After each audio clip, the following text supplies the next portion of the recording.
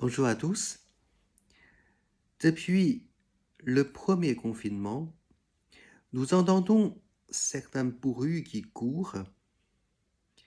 On veut nous priver de la liberté, certains disent.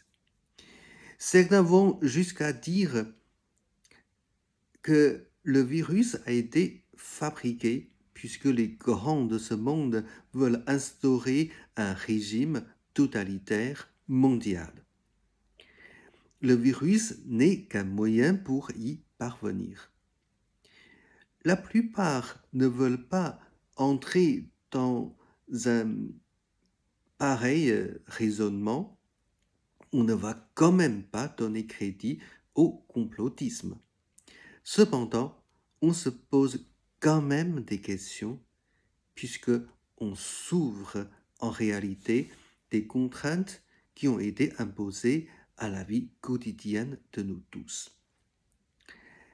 Mais qu'est-ce qui nous est arrivé en réalité? Avant d'essayer de répondre à cette question, je voudrais d'abord vous faire écouter un extrait de L'état de siège d'Albert Camus. Cette pièce de théâtre a été créée en 1948.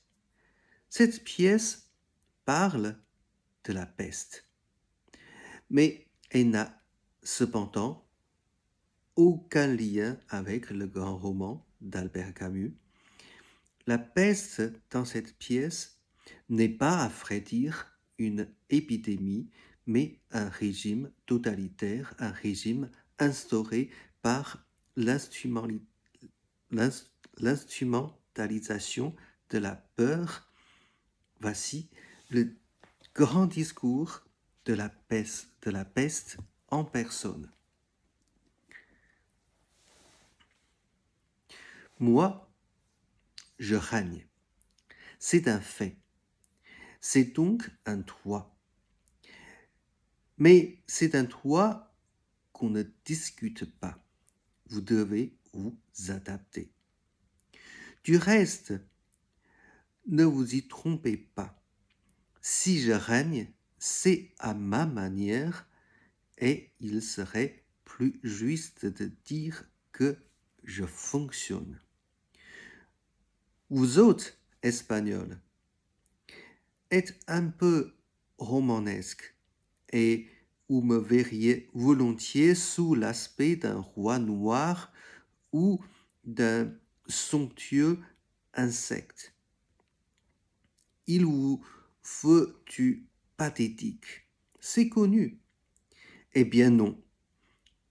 Je n'ai pas de secte, moi. Et j'ai pris l'air d'un sous-officier.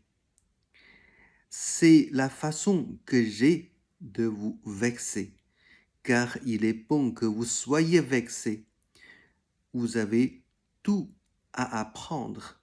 Votre roi a les ongles noirs et l'uniforme strict. Il ne trône pas, il siège. Son palais est d'une caserne, son pavillon de chasse, un tribunal. L'état de siège est proclamé. C'est pourquoi, notez cela, lorsque j'arrive, le pathétique s'en va. Il est interdit, le pathétique, avec quelques autres balançoires comme la ridicule angoisse du bonheur, le visage stupide des amoureux, la contemplation égoïste des paysages et la coupable ironie. À la place de tout cela, j'apporte l'organisation. Ça vous gênera un peu au début, mais vous finirez par comprendre qu'une bonne organisation vaut mieux qu'un mauvais pathétique. Et pour illustrer cette belle pensée, je commence par séparer les hommes des femmes. Ceci aura force de loi. Vos singeries ont fait leur temps. Il s'agit maintenant d'être sérieux. Je suppose que vous m'avez déjà compris. À partir d'aujourd'hui, vous allez apprendre à mourir dans l'ordre. Se mettre en rang pour bien mourir. Voilà donc le principal. À ce prix, vous aurez ma faveur. Mais attention aux idées déraisonnables, aux fureurs de l'âme, comme vous dites, aux petites fièvres qui font les grandes révoltes.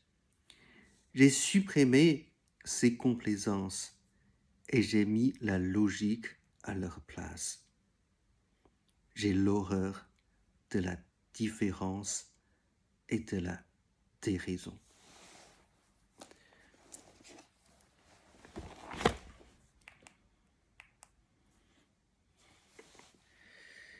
Il y a quelque chose de bien étrange dans ce discours.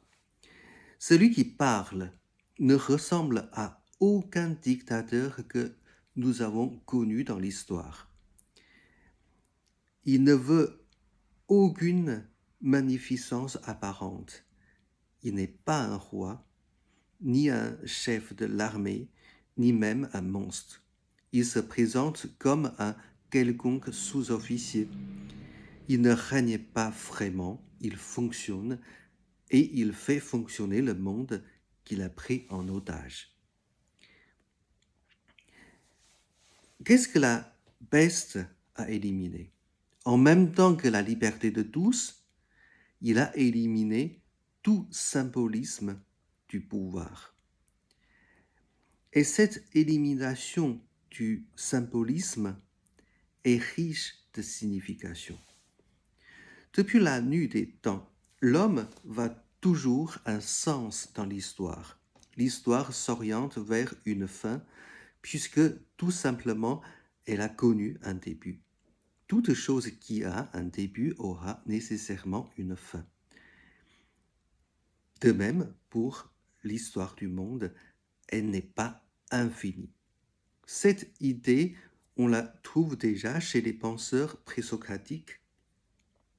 Si il y a un début et une fin entre les deux, il y a une progression, soit dans le bon sens, soit dans le mauvais sens. S'il n'y a pas une fin de l'histoire, il n'y aura même pas l'idée du progrès, puisque le progrès a besoin d'une direction.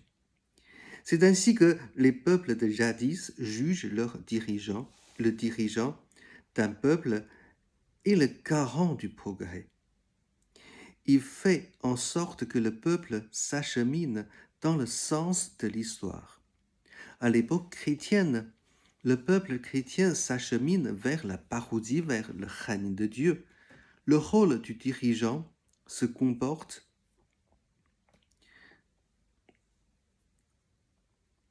le rôle du dirigeant consiste à mener son peuple vers la venue du règne de Dieu.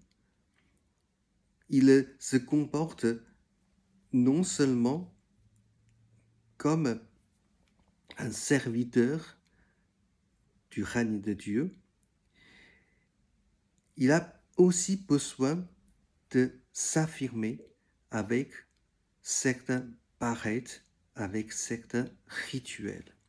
La légitimité du pouvoir temporel doit être reconnue et soutenue par le pouvoir spirituel, c'est-à-dire l'Église catholique. Un bon roi est d'abord un bon chrétien, un bon serviteur de Dieu. Depuis le temps des Lumières, beaucoup de penseurs ne croient plus en Dieu ni au paradis comme la fin de l'histoire. Cependant, ils imaginent et proposent comme l'avenir un monde meilleur, un monde plus juste, qui permettra à tous de vivre plus heureux. On a d'abord connu les penseurs utopistes comme Charles Fourier ou Robert Owen. Leur philosophie inspirera plus tard les marxistes. Le XXe siècle a connu l'apparition de plusieurs régimes politiques fondés sur la pensée marxiste. On peut facilement repérer dans ces régimes idéologiquement athées une certaine religiosité sans Dieu. En effet, ces régimes accordent unanimement une grande importance au rituel, au symbolisme du pouvoir, puisque dans ces régimes, le parti politique qui dirige, ou très souvent la personne du dirigeant, est considérée comme celle qui incarne l'avenir du peuple. Elle devient un surnom ou un demi-dieu, elle est vénérée selon un certain rituel bien codifié. Et cela ne se trouve pas seulement sous les régimes communistes. Dans tous les régimes totalitaires qu'on a déjà connus, on trouve certains symbolismes du pouvoir qui se ressemblent, puisque tout régime totalitaire prône un avenir idéal à son peuple. Il y a donc ce besoin de rendre visible l'avenir, cette chose encore invisible, par certains rites, par certains symboles. À part quelques rares exceptions, tous ces régimes totalitaires sont éteints au siècle dernier.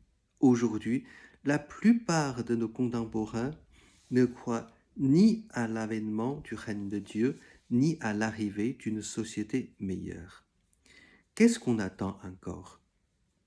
Une vie personnelle plus agréable, plus confortable.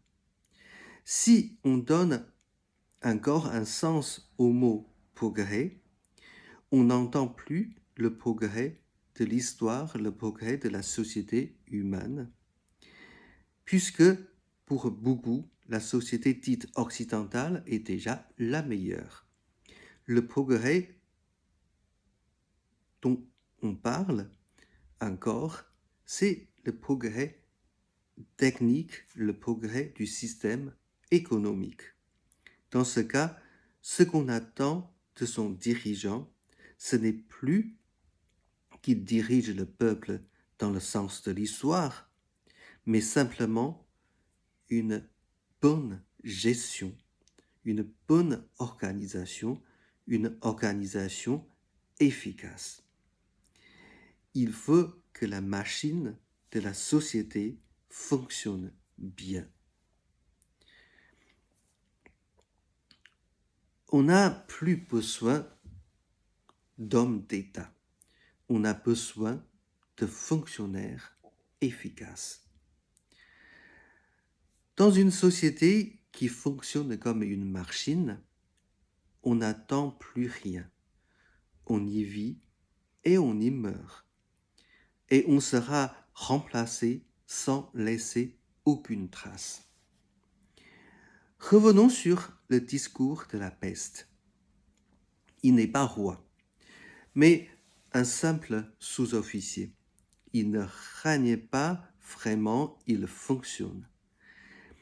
Ceux qui sont interdits sous son régime, le rêve, le rire, l'émerveillement, l'amour.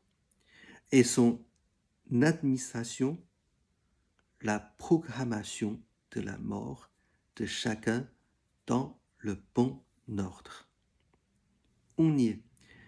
Une société qui ne tend plus vers un avenir devient un régime totalitaire. Un régime sans dictateur, mais fonctionne avec les agents sans visage ni caractère. En réalité, qu'est-ce que la Covid a provoqué dans notre monde? Un dysfonctionnement généralisé de notre société, de nos sociétés, plus exactement. Avec cet immense dysfonctionnement, on se réveille avec quelques sueurs froides sur le front. On a peur de perdre la liberté. Peut-être on l'a perdue depuis déjà longtemps.